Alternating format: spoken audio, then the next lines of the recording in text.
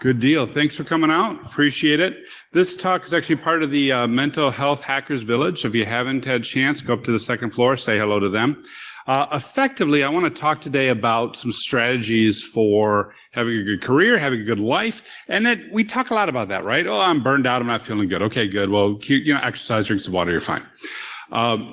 But what happens if you continue to burn out? What happens if you've got a career a little bit longer than most?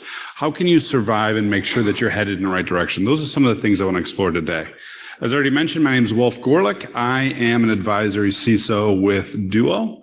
And a lot of this comes out of some of the work I've done in the community. I've co-founded the Converge conference out in the States. I ran in the BSADS Detroit for many, many years.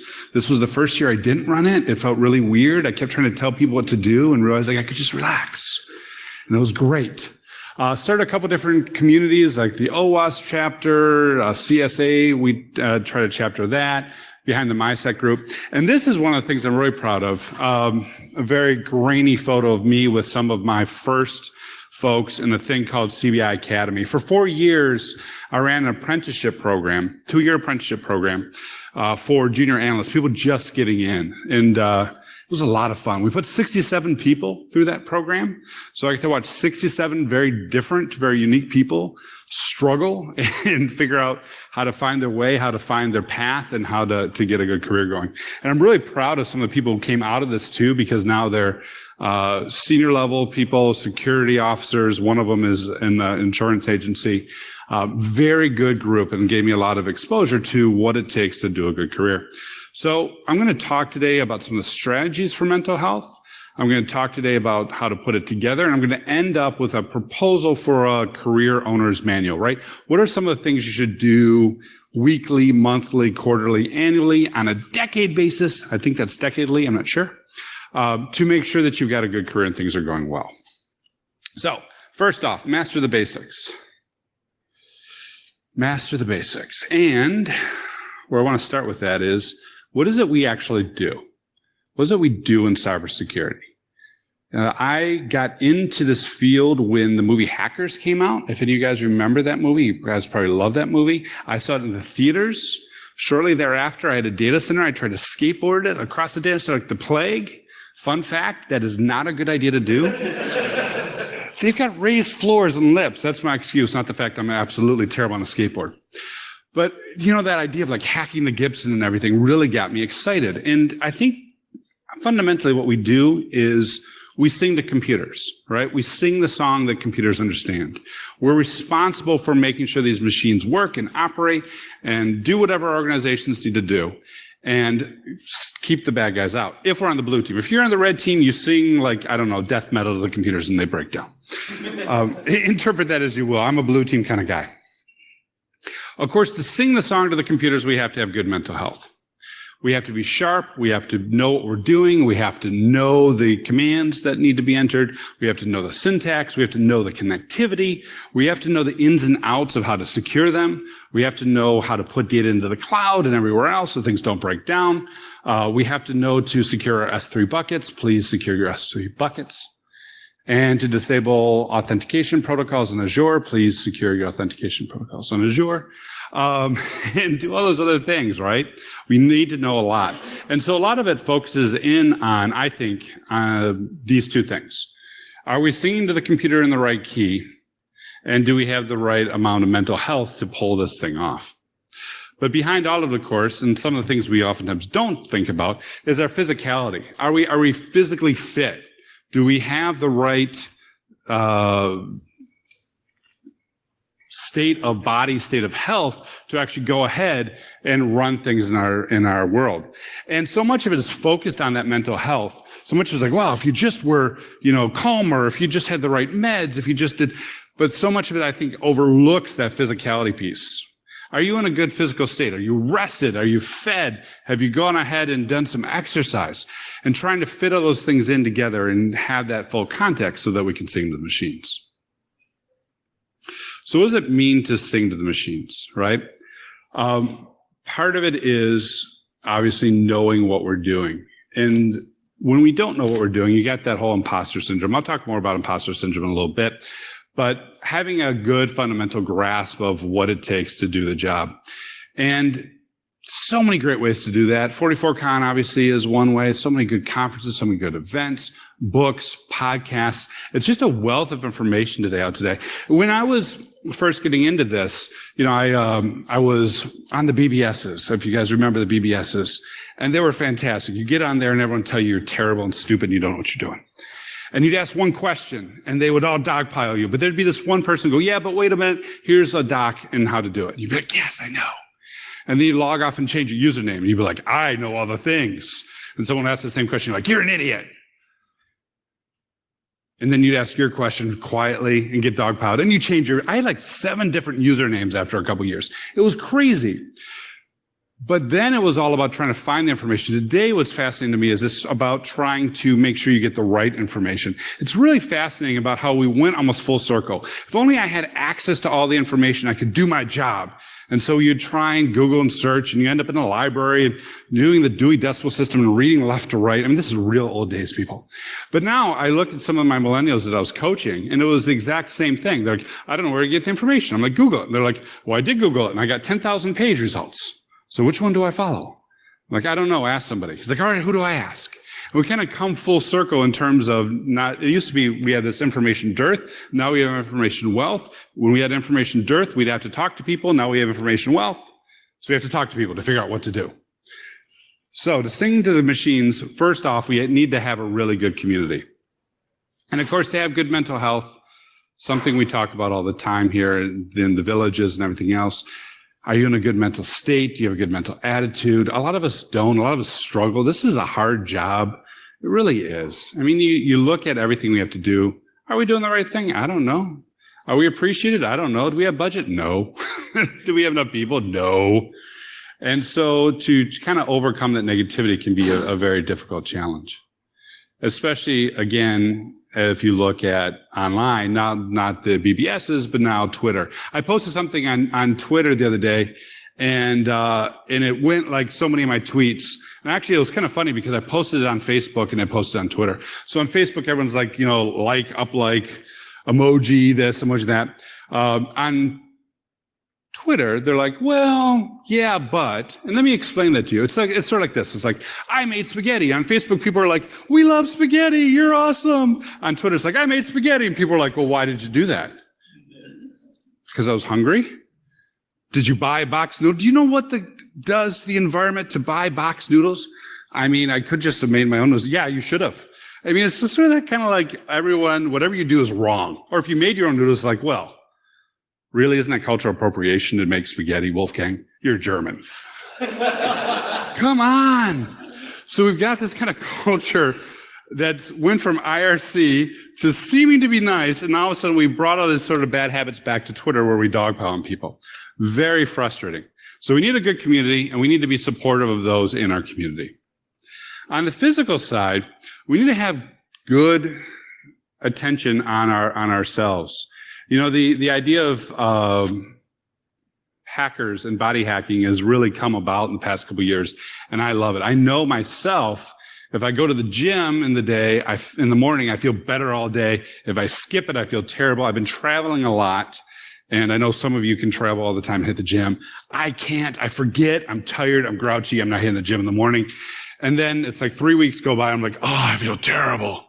I got to hit the gym on Thursday with a good friend of mine, and my lift was down. He's giving me shit. He's like, well, if you would hit it every day. I'm like, I know. Just spot me. I'm sure I can lift this extra weight.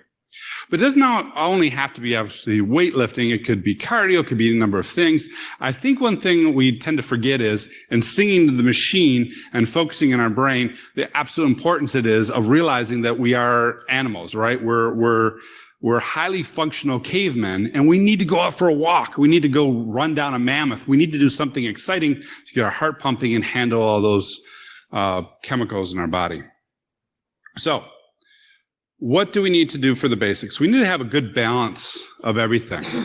We need to make sure on a regular basis we're getting a balance of all our basic needs, right? Sleep and water, food, obviously, good food. I love my not so good food, but keeping some balance in that. Exercise, I already mentioned. Sex is a good one. I'm married to a sex therapist. She's like, you got to talk more about the sex. I'm like, no one wants to hear about the sex. She goes, yeah, but you got to talk about it. I'm like, I'm not going to get on stage and talk about the sex. So if anyone sees her, tell her I did. But your amount of sex is up to you guys. The important thing is that each one of these things is so vital and so critical. And when you skip them, we really quickly run into a hard state, right? We really run into a situation where we're like, everything sucks and I hate everybody and I'm going to yell at someone about spaghetti on Twitter. It's one of those situations where you got to maintain those basics. So as I was lifting and I was telling my friend about this talk, he's like, you need to have a slide that says hypocrite. I'm like, wow, you're right. He's like, no, you don't need to. I'm like, no, I'm going to. Because as I was putting together this deck and thinking about these things, when I opened up PowerPoint, I went, okay, where's my abstract? And I had been traveling a bit. I've been writing a bit. I had this thing about 2 months ago where I was like, I'm sick of all the talks I give all the time. So I know what I'll do. I'm going to submit new talks. And then they all got accepted. And now I got to write 6 new decks for this month. And I'm like, can I just recycle something? And so I couldn't find my abstract for this. And I'm like, here I'm going to be talking about mental health and the importance of not burning out and the importance of getting enough sleep. When I haven't got enough sleep, I took a red-eye flight. I drove up to Toronto. I'm trying to put together this deck in a hotel room at the last minute. And so I actually emailed the 44Con folks. I'm like, hi, funny irony. I'm speaking about burnout. I don't remember what I told you guys I was going to say. It happens to the best of us, right? It really does. And I think the key thing that I tell a lot of the junior folks that I manage is you got to realize that this is part of the gig. We're going to rise. We're going to challenge the situation. We're going to fight off the criminals. We're going to stand on the hill and survey the damage of the red team that's tried to climb our hill, hopefully. We're going to stand on the parapets, and as they put up the ladder, kick them down and go, ha! I patched that server before you got there. We're going to do these things on the blue team. And on the red team, of course, we're going to break in. We're going to find new challenges. We're going to do all this stuff. And then 2 weeks later, we're going to have not slept for a while, right? A month goes by, we're going to be eating like terrible and not exercising, and we're going to burn out. And it's so vitally important, I feel, in this community, in this industry, that when we burn out, we have compassion for ourselves, that we understand that it happens, that we build time in over the duration of our year, of our decade, of our career, to have that burnout, to have that moment where we can just sit back and go, okay, I did this myself. I know what I did. Be reflective and figure out what got me into the situation. Email the 44Con organizers and hope that they'll graciously give me my abstract, or whatever it is in your field. It's going to happen, and we got to be sure that we're ready for it and that we're compassionate with ourselves. All right, let's talk a little bit about potholes and chipped windows, common things that go wrong. So just to recap, we sing to the computers. And when we sing to the computers, that, of course, requires us to know things, right? It's what we do. We drink and we know things. That's the cybersecurity community. If you don't drink, I'm sorry. That's not indicate that you should drink. If this was Twitter, there'd be 16 people tweeting me right now saying, but we don't drink and you need to be more supportive of people who don't drink. I don't care what you drink. Drink water for all I care. But the point is, we know things. This is what we do. This is our value. Our value is to come in and apply creative, unique solutions. One part of that is, especially if you're transitioning from one career to another or starting your career, is to recognize you don't need to go ahead and recreate everything right away. I love the way that painters learn to paint. I dated an artist once. She was fantastic until she drove me nuts.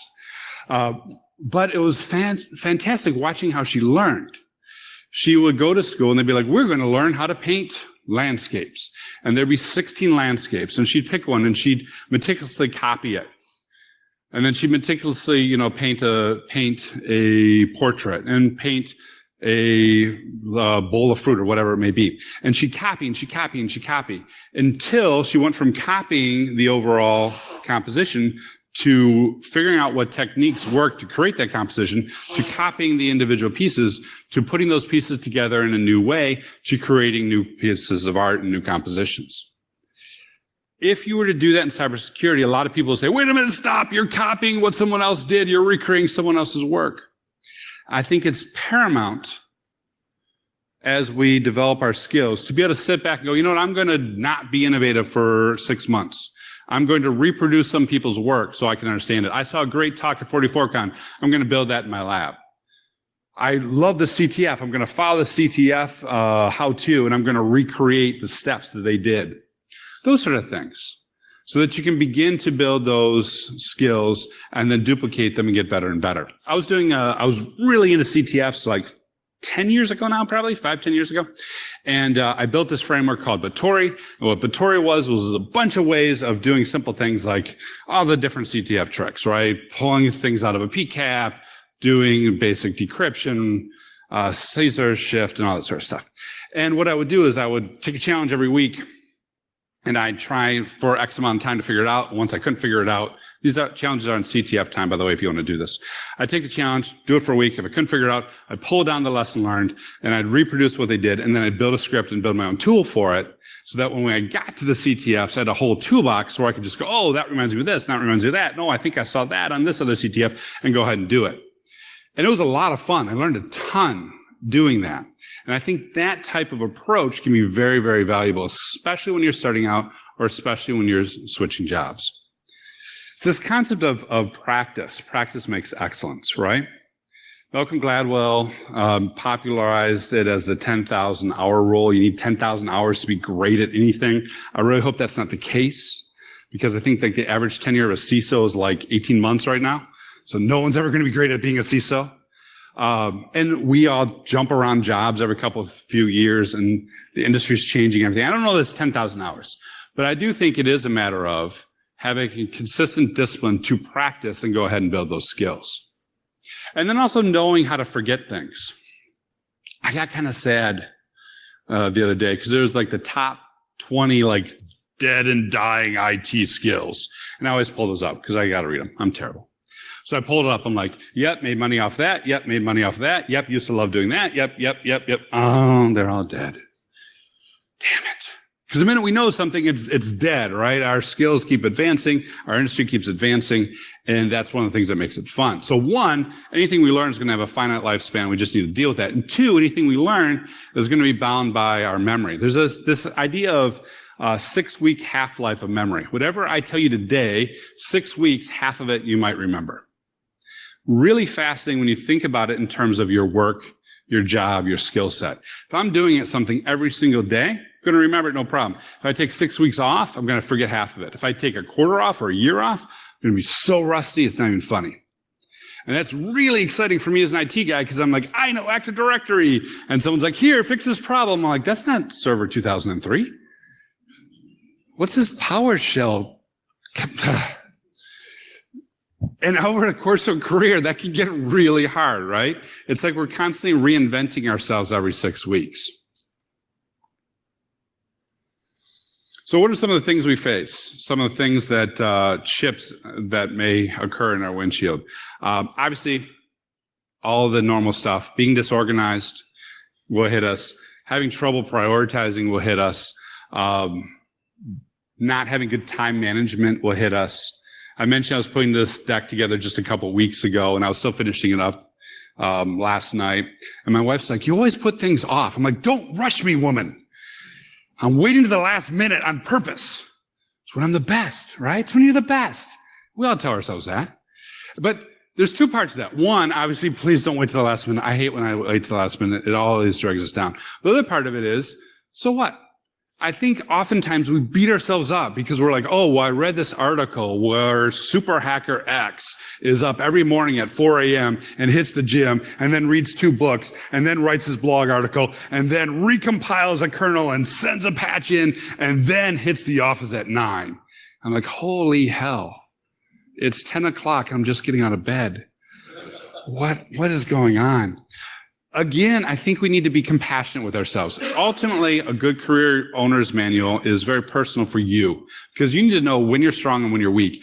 I used to do a survey every day, and it was just interesting to me. I would ask myself like 6 different performance questions. I was trying to spot some trends in the data. And after a while, I realized it's like I have 2 really awesome weeks. I'm like, yeah, on top of the world. I can do anything. I will volunteer for anything. I will even sign up for 10 new talks in 1 month. And then 2 weeks where I'm like, I'm doing it. And then 2 weeks where I'm dead. Like my performance just dead. Because I needed that time, right? And once I realized that, I started building my schedule a little bit more intelligently so I'd have like more quiet weeks on my down weeks. It's knowing that own basis and productivity pulse of yourself, which will really help you handle those sort of things. A lot of it will come back down to like ADHD, right? People are like, oh, I've got ADHD. I had a guy, one of my academy people, early days in the academy. I think it was my second team. And he comes in, he's all nervous. He's like, can I talk to you? I'm like, yeah, close the door. He closes the door in my office, sits down.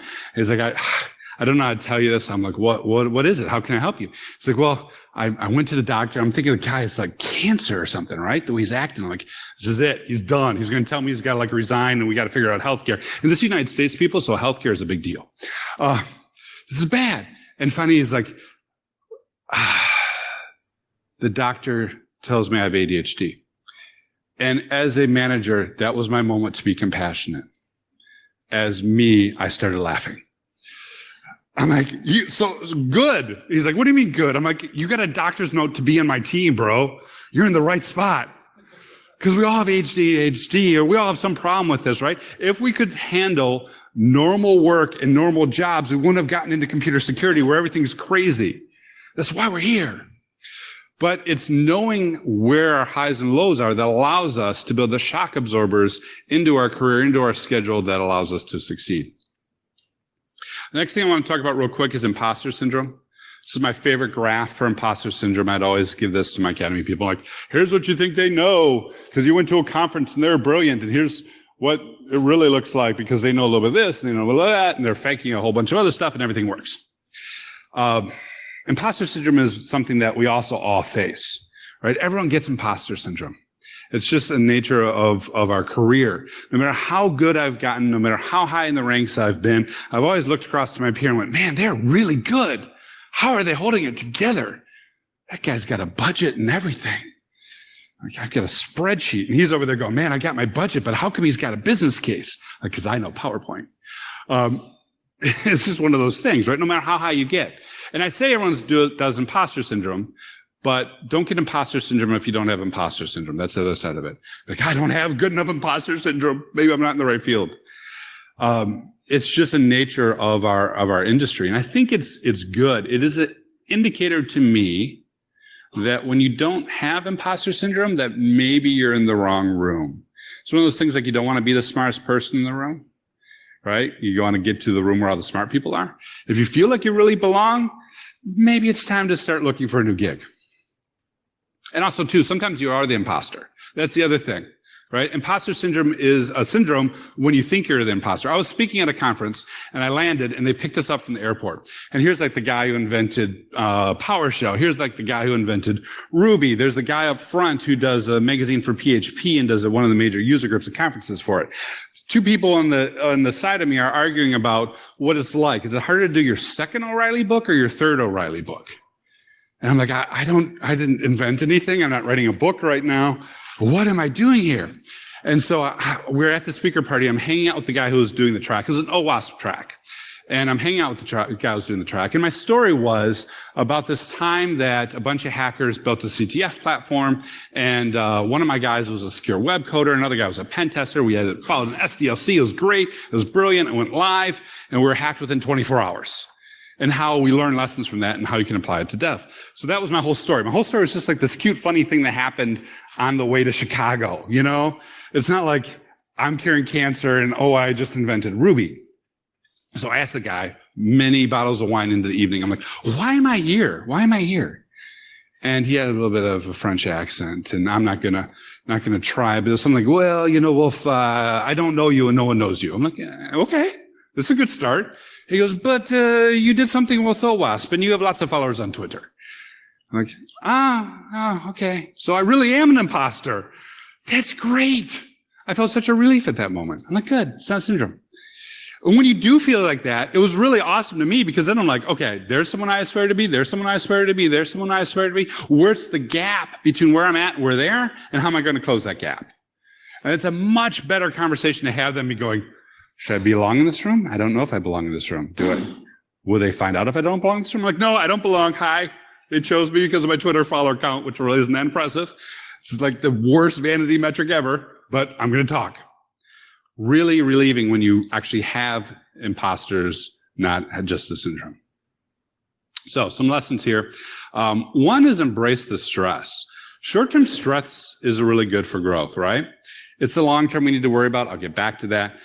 But I think fundamentally, we need to get comfortable being uncomfortable in this industry, in this career, as we're mentoring people. I would oftentimes bring folks in. My favorite story is of a waitress before she joined us. She was a waitress, an associate's degree. She joined my team, and within 2 years, she left to lead compliance for one of the top 5 credit unions in my home state in the United States.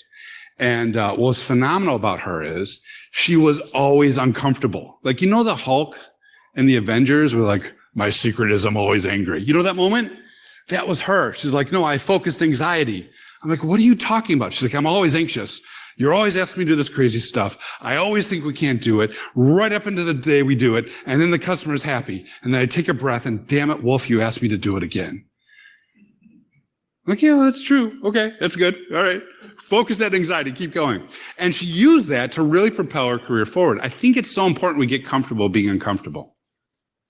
A while back, there was a Earth 2 program. You guys probably heard that, a biome. They've tried to build a biome to simulate what it'd be like to go to Mars. They planted a whole bunch of trees, and they planted these trees in this biome, and the trees kept falling over. They're like, what the hell? Why do our trees keep falling over? There's no reason for these trees to fall over.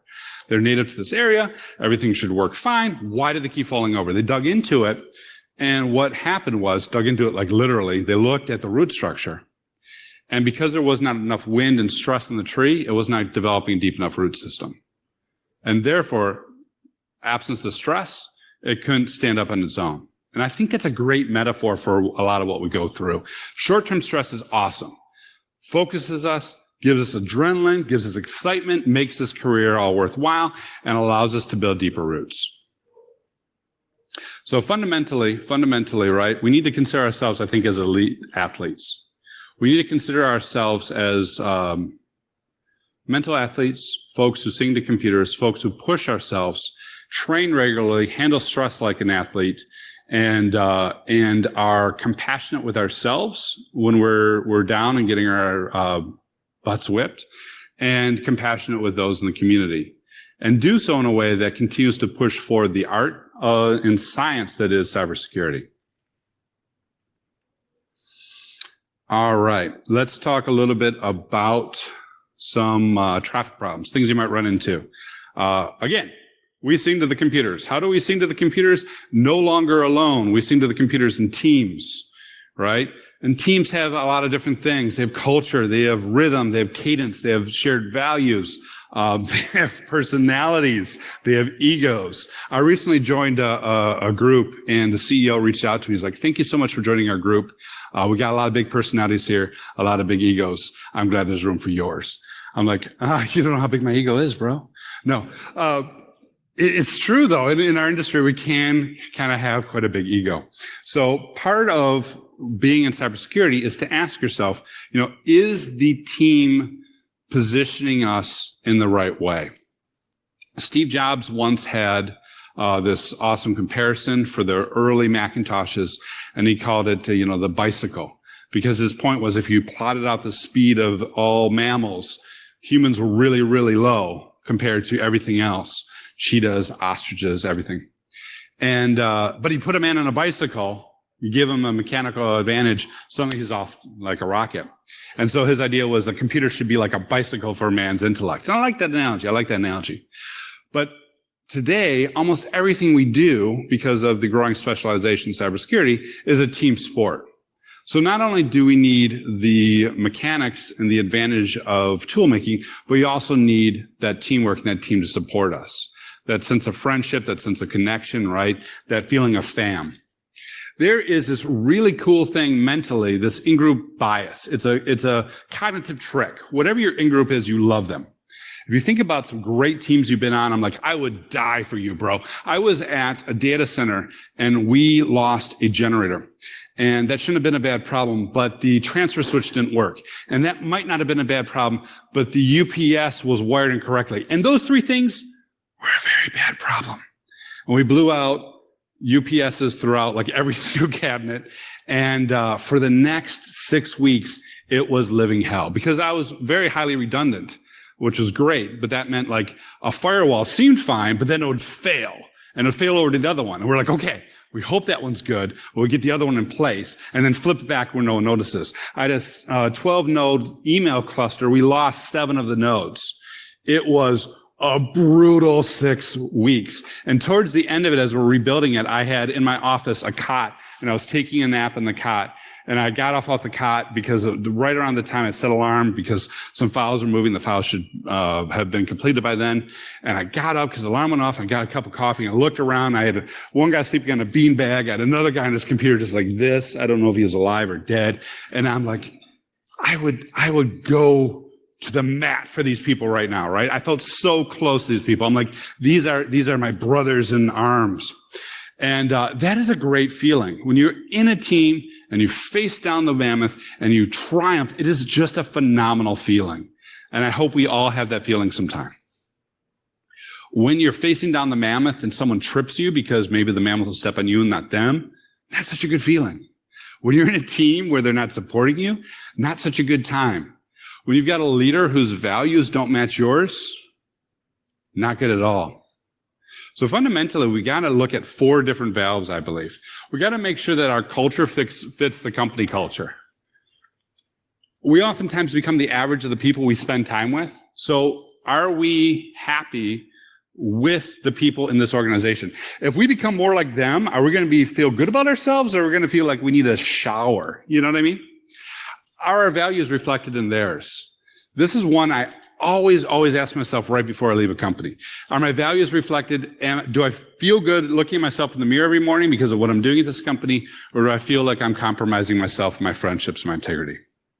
Are the tasks good? Do we like the songs we get to sing? And is the diversity good? I mentioned earlier my brother in arms because they're all like middle-aged white guys and we loved it. But as I built more teams and had more exposure, I'm like, man, that was not a very diverse team. And I love a good set of diversity because it brings different points of view, different perspectives. And when I was building my academy teams, I was always had an eye for that because the conversations were much better, much richer. I'm a very firm believer that high performance teams are diverse teams. So these 4 things, we need to make sure all the time those inputs line up with our direction, who we want to be and where we want to go. And what's interesting is lots of companies have lots of different values. And I honestly don't even know that it matters one culture over another, one set of values over another. With exceptions. You know, if it's like, come work for our company and our values are we're going to sell your blood. No, that's not a good value. But with some exceptions, I think what honestly matters is that they become a tool for self-selection. Finding your group where you really feel like you belong, where you can grow, where you can become the person you want to be. Soft skills are hard, right? Everyone's like, it's just a soft skill. Fundamentally, we need to really work on building up teamwork and collaboration skills. It's an area that I focused a ton on when I was mentoring people. It's an area that a lot of us growing up didn't have to worry about because I was the one-man show. When I was at a hospital running IT and IT security for a hospital, I was pretty much it, right? My teamwork was going, hey, Wolf, do you want coffee? I would love coffee. And then I'd go get coffee, and it was great. Communication was phenomenal. We were really all on the same page with me, myself, and I. But you could do that back in the day, right? As long as you know how to network and write some code and stand up some computers, you could do the whole show. Those days are long, long gone. So part of it is building up good teamwork and good collaboration skills. Another thing is making sure we are stronger together. If we're not stronger together, you got a GTFO, right? Get the F out, however you want to say it. But the point is, this is a diagnostic tool. Do I feel in this tribe that I belong here? Do I feel in this tribe that I'm becoming a better person? Do I feel in this tribe maybe a little bit of imposter syndrome that's going to push me forward and make me stronger? Do I feel like I'm running with a pack that's going to help me become more competitive? If not, we need to select a different team. All right, let's talk a little bit about road feel, right? Driving value, delivering some skills. There's always a risk of feeling disconnected. If you're plugged in and you're feeling good, you're going to get recognition, right? You have a sense of respect. You have a sense of status around the work you do. You're proud of the work you do. I think we've all had times in our careers we've been performing what we thought was peak value, and our boss is like, why did you do that task? It doesn't matter. Or they're like, oh yeah, we really support Jane over here because she is awesome. And, John, well, okay, keep patching servers. They're like, but I patched everything and we avoided what took down Equifax. And they're like, yeah, okay, that's lovely. I'm glad you patched the server. I reported to a CFO one day, and I remember walking to his office. I was all proud. I'm like, because I just heard about risk management. And I'm like, all right, as a security officer, this is great. We're going to take a risk-based approach. I'm going to start doing risk management. And he looked at me. He's like, Wolf, we trade on Wall Street. I got an entire floor of PhDs above you doing risk management across stocks worldwide. What are you talking about? Like, mental note, don't talk about risk management. I am talking about security. He's like, yeah, good. Just keep things running. Is everything up? Okay, good. This has been a great meeting. I'm like, damn it. We need to make sure that we're actually plugged in, right? And we need to make sure, too, that we're able to stand out from the crowd. And the fundamental question is how will you stand out? And part of that is finding the tasks that only you do well. I think if you look at people who are top of their field, they're doing something that only they can do and contributing value that only they have.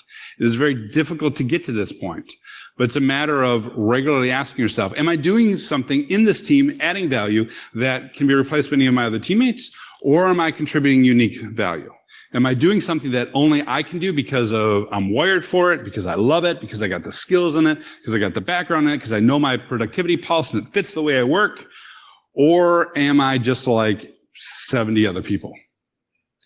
And trying to gauge that and make that distinction is an ongoing effort. There's a lot of tasks that need to be done. This is a CISO mind map, and was it from Dow Security? And I used to use this when I was doing CISO coaching. I'm like, all right, here you go. Here's what you need to do. It's all simple. Just do that stuff. And the guy, I have no idea. I have no way to do all that stuff.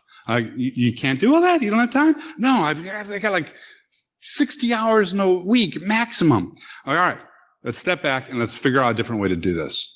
And one of the things we talk about is how do we take the tasks in this, to figure out what tasks that, if I'm talking to a CISO, what tasks the CISO is really good at and they love.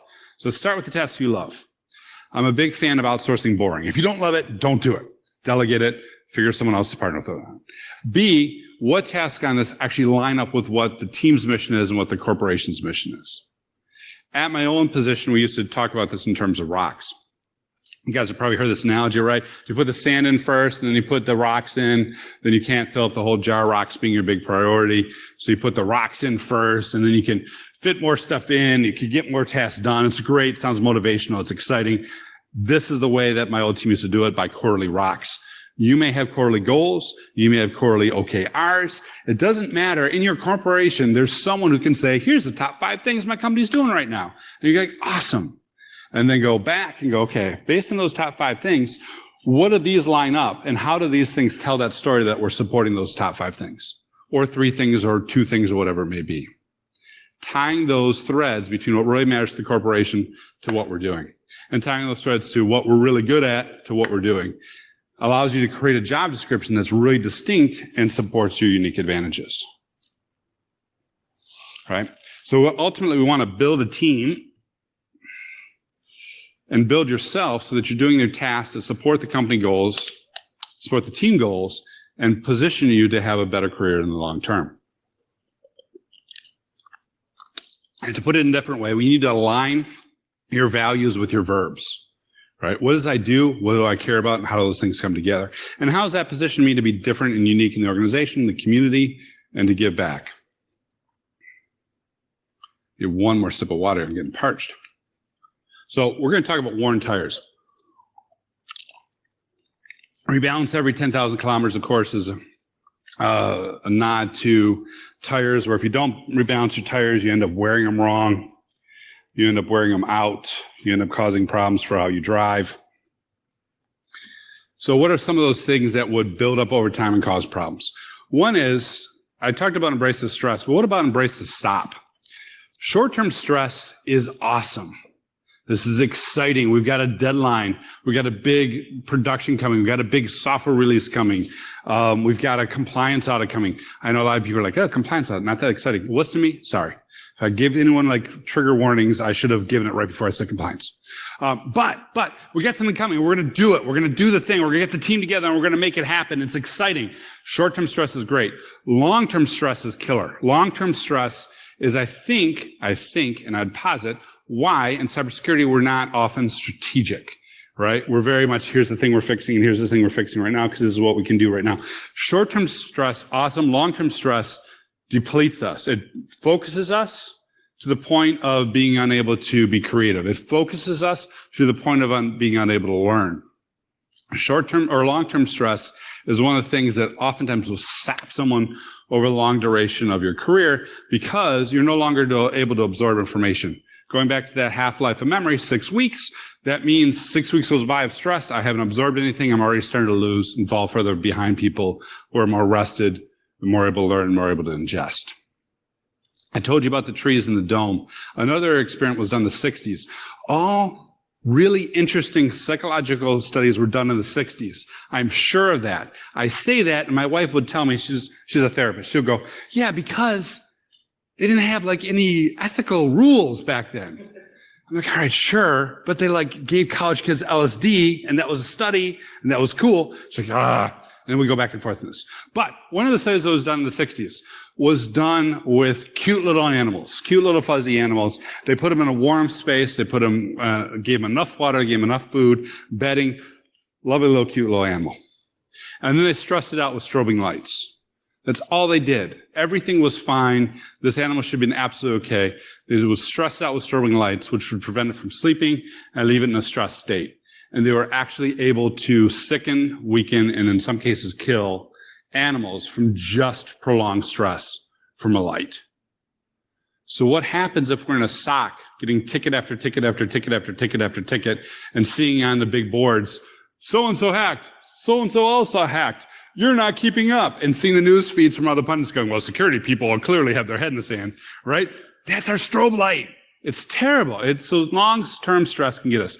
We need not only embrace the stress short-term, but we need to embrace the stop longer-term.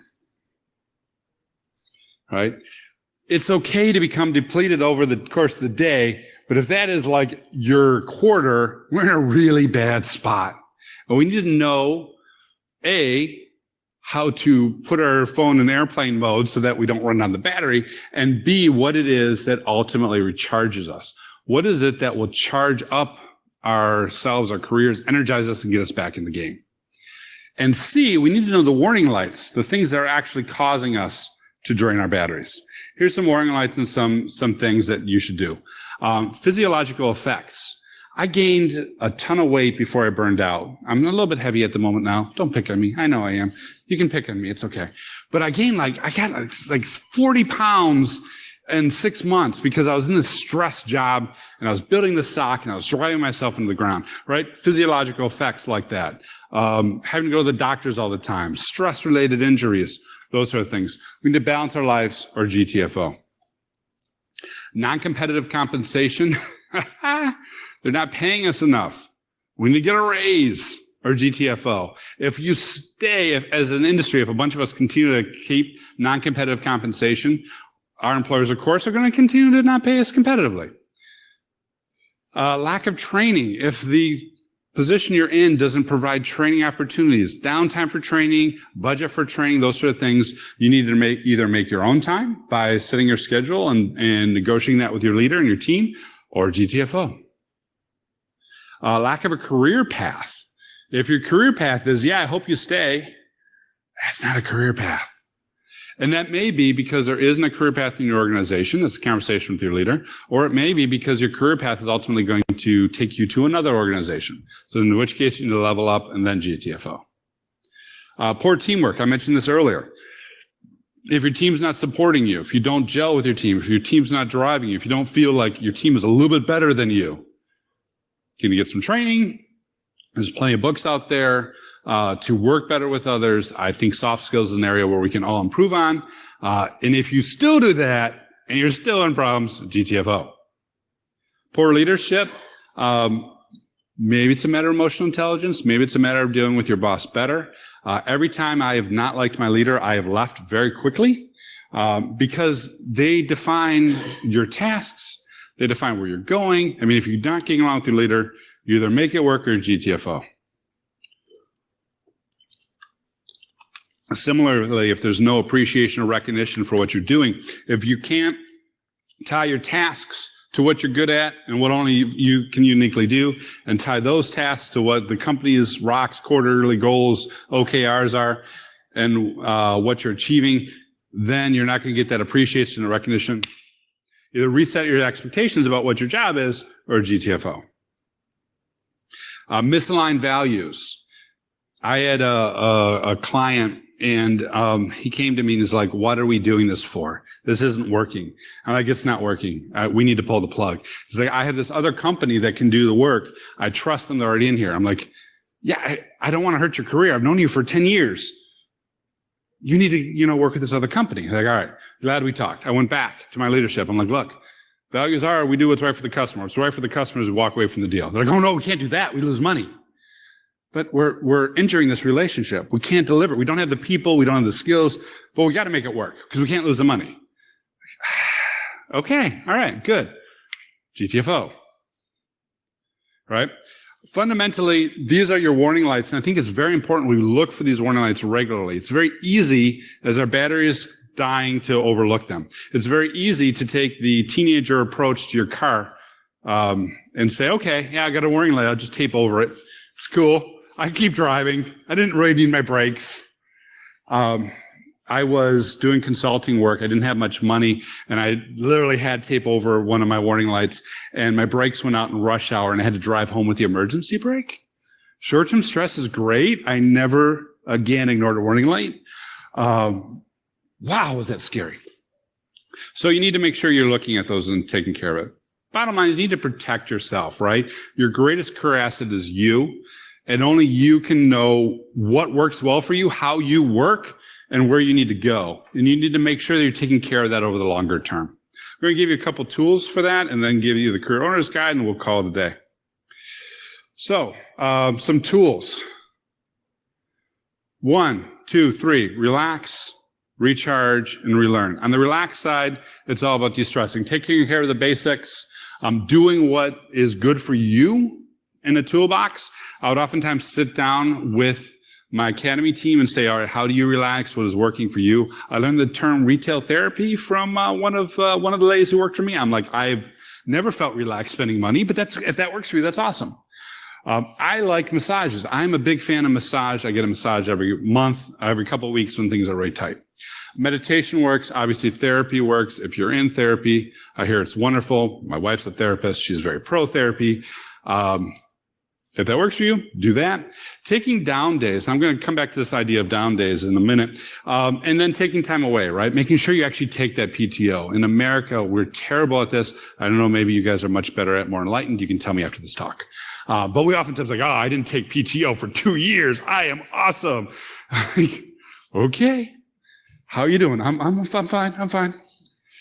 What's your risk appetite, bourbon? Okay. It's all good. In hiking, there's this concept called 0 days. And in hackers, there's this concept called 0 days. So oftentimes I would say something like, we had this conversation, I'm like, I'd take a 0 day. And they're like, oh, okay. And in their mind, they're like, all right, so I need to write an exploit. And maybe if I give it to Apple, I get $1 million. And that would definitely help my mental health. In hiking, there's this idea that if you're going to do a long distance, for example, the Appalachian Trail is about a 6-month total hike. I've been hiking it in sections since I was 18. And if you're going to go the long distance, you need to have a down day so you can recharge. A 0 day is no miles on the trail. 0 day is, you know what, I went far enough. I've got enough food in my pack, enough water in my pack. I'm going to sit, rest, recharge, and do it again. We need, I believe, to apply that to InfoSec so that when we reach that peak, we're like, a day off would be really good. It'll help me recharge, get my head back in the game, then I can learn and handle these problems. We need to take those 0 days. Then, on the charge side, what energizes you? Hacker conferences. I love going to these things. They come back going, I got 1 million wood ideas. I can build it on my lab. It'll be great. 6 weeks later, I'm a rock. But it happens. Action movies work for me too. I love the Mission Impossible movies. They're brainless, but I put them onto the plane and I land that plane and I had the MI6, music and my earphones as I'm walking off the plane. I'm like, oh yeah, let's do this. They're like, Wolf, it's a spreadsheet. I'm like, yes, but I'm gonna, and you go on those things. And then as we have this cadence, also know how you can relearn, right? What does it take to get your head in the game to do those sort of things? I did several years ago burn out really hard. I built a SOC. I built a red team. I built a managed service provider that was doing monitoring and vulnerability management. And I built it all in a very short period of time. And in about a year and a half, I was just ran myself into the ground. And I actually took about 3 months off. And it was great. Now, everyone can take 3 months off. I get that, but it was so awesome because I'd wake up, I'd hit the gym, I'd go swimming, I'd take a nap. Naps are awesome. Pro naps. I don't mean to brag, but I have great staying power for naps. I'm always up for a nap. I can go for a long time. And then I would go and hang out with some of my friends, right? So I'd added all these things in, and then I would study a little bit in the evening, go to bed, and do it again. And man, after those 3 months, I was ready to take on the world because I brought all these elements together and recharged myself. So what does this look as a owner's manual? One thing, I keep talking about GTFO, right? It beats coping because it frees you up to do something that you can really excel at, something that really fits you. I'm not suggesting we always quit, but I am suggesting that as an industry, we need to make sure that we draw a clear line of what we will do and what we won't do, and hold to that line, both for our own sanity, our own growth, as well as for everyone else in this room. Because the minute an organization is like, I can take advantage of these people, then we all get brought down, right? Salary gets brought down, all the flexibility we have gets brought down.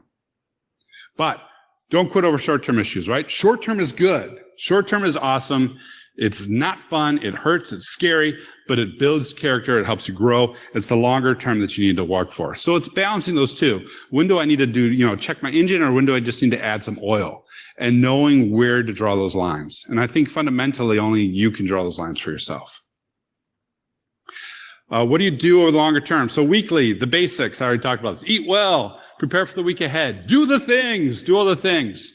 Make sure there's time in your schedule to de-stress, and make sure there's time in your schedule somewhere in there that pumps you up and energizes you.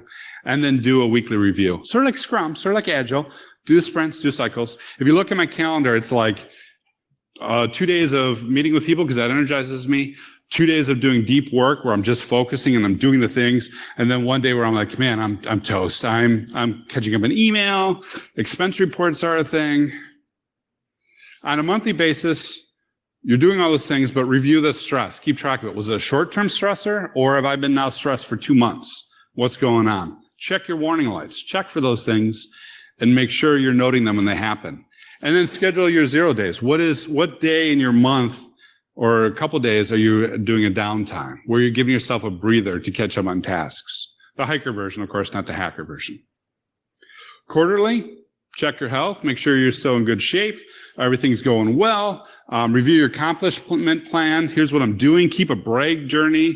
Here's all the awesome things that I've accomplished so that you can review them with folks as needed. Review your learning. Remember, anything that you learned this quarter, if you're not still applying, you're going to forget in a few weeks. So review your learning and figure out what you're going to do, and ask yourself, is your work being recognized, and are your values being supported or subvertive? Do you feel good still? Are you excited, or are things creeping out? Annually, job reviews, we all have them, but how often do we review our employers? I think it's so vital we sit down with ourselves, definitely, with a peer, preferably, with the leader, ideally, and say, okay, how am I feeling about this job? Where am I going? Where's this taking me? Let me review the company and the position. If I had to apply for this again, would I apply for it right now? Does it support your long-term career path? Where's the teamwork taking you? Where does management leave you? And decadely, I don't know, routinely, every few years, ask yourself, where are you now, right? When I was 25 years ago, my career goals were a lot different than they are today. And every few years, I'm constantly stepping back and going, where should I go next? Where is the market going? Where is my passions going? What do I used to be really excited about? And what do I not care about anymore? I could care less about writing code. And I think 20-year-old me would not believe that. So, with that, the point is, make sure you got the right tools in your toolbox. Make sure you're doing regular maintenance on yourself and your career. I hope these have given you some ideas on how to go about doing those sort of things. Fundamentally, this is a fantastic industry to be in. It's a fantastic community to be a part of. I'm always excited to do it, and yet I watch so many of us struggle and burn out and deal with imposter syndrome and deal with all these issues. So I hope I've given you some ideas on how to handle them. If not, hit me up afterwards or go see the 44 Con Mental Health Hackers Village up top. Thank you very much.